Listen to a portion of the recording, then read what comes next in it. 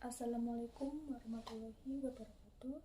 Perkenalkan, nama saya Cherly Eva Sylvia dari Fakultas Keperawatan dengan NIM 231110011. Saya di sini akan menjelaskan tentang materi perkemian. Berikut penjelasannya.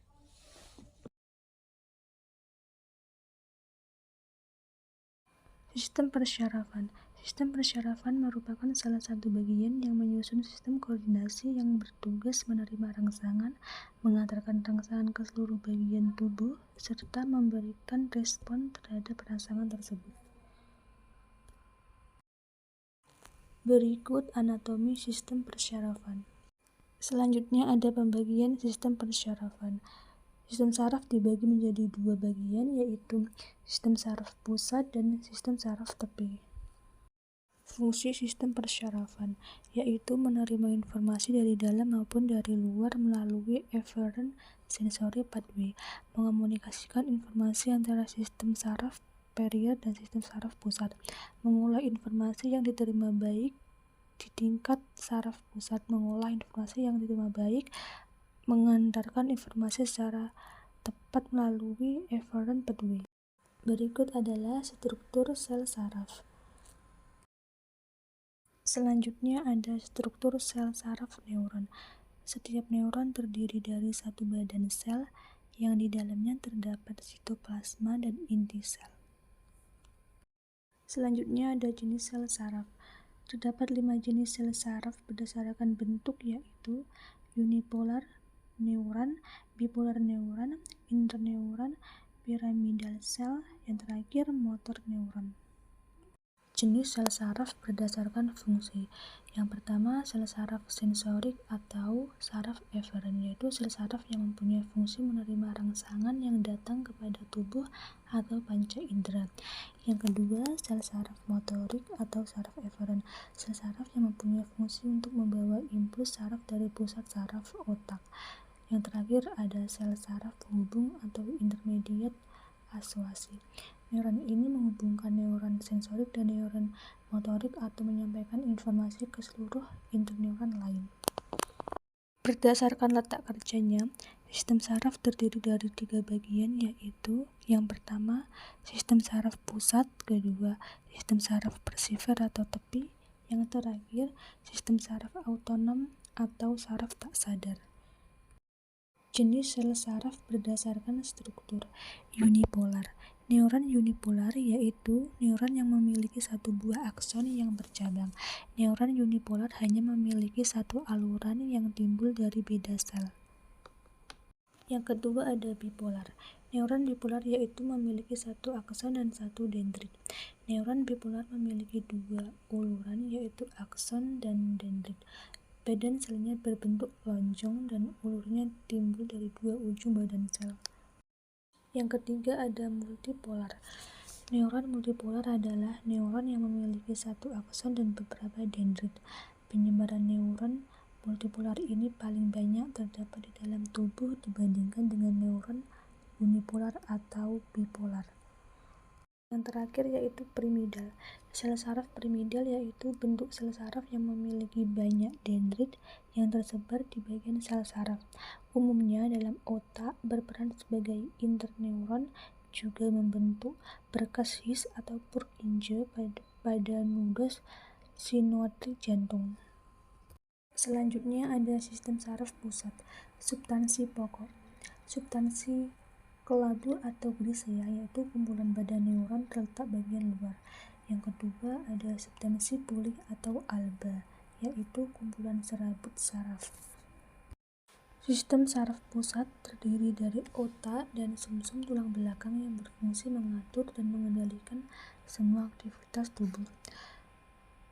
Meninga selaput pelindung sistem saraf pusat. Ada pia mater, arachnoid, dan dura mater. Selanjutnya ada otak. Otak terbagi menjadi 3 bagian, yaitu otak besar atau cerebrum, otak kecil atau cerebellum, dan yang terakhir adalah otak tengah atau mesencephalon. Berikut adalah anatomi otak.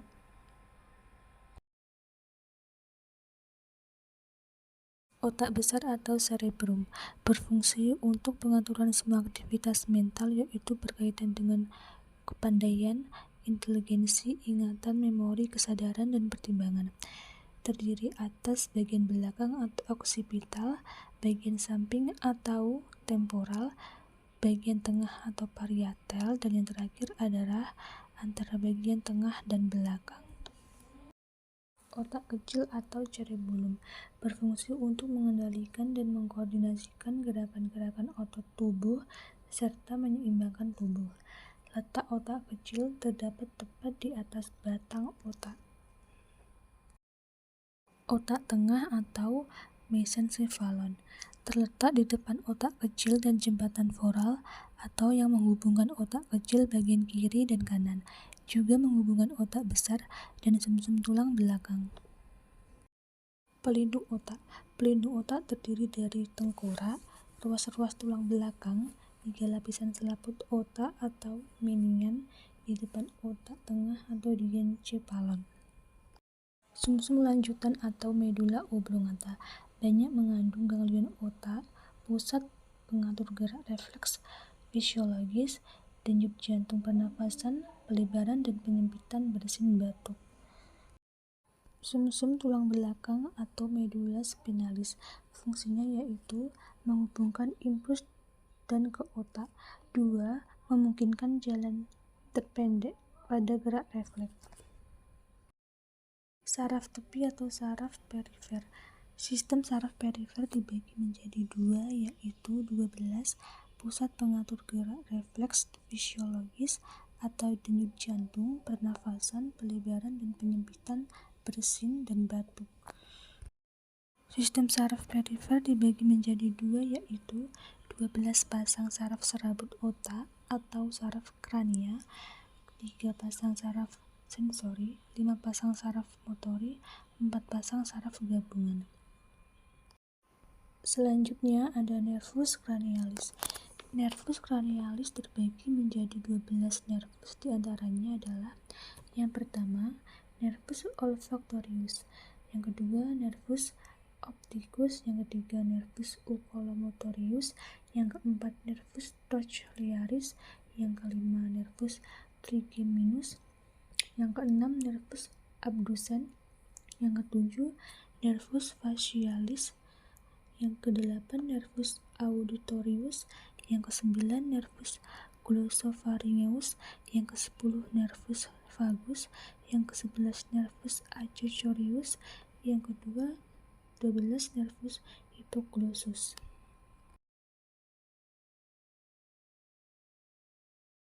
Saraf otonom. Sistem saraf otonom meninggalkan korda spinalis dan mempersyarafi otot jantung dan polos serta kelenjar. Sistem saraf otonom involuntar atau tidak disadari. Sistem saraf otonom dibagi menjadi 2, yaitu sistem saraf simpatis dan sistem saraf parasimpatis. Sistem saraf otonom. Sistem saraf simpatis yaitu mempersyarafi jantung, kecepatan denyut dan kekuatan kontraksi jantung, arteri dan vena besar dan kecil kontriksi, otot polos saluran cerna, penurunan motilitas, otot polos sal nafas, relaksasi bronkus dan penurunan sekresi bronkus, merangsang kelenjar keringat.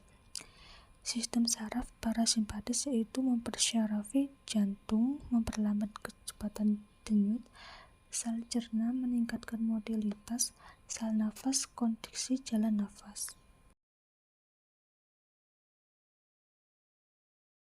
Sistem syaraf simpatis terdiri dari 25 pasang simpul saraf, terletak di sebelah kiri kanan tulang belakang, berpangkal pada medula spinalis di daerah leher dan di daerah pinggang, sehingga disebut juga saraf thoracolumbar.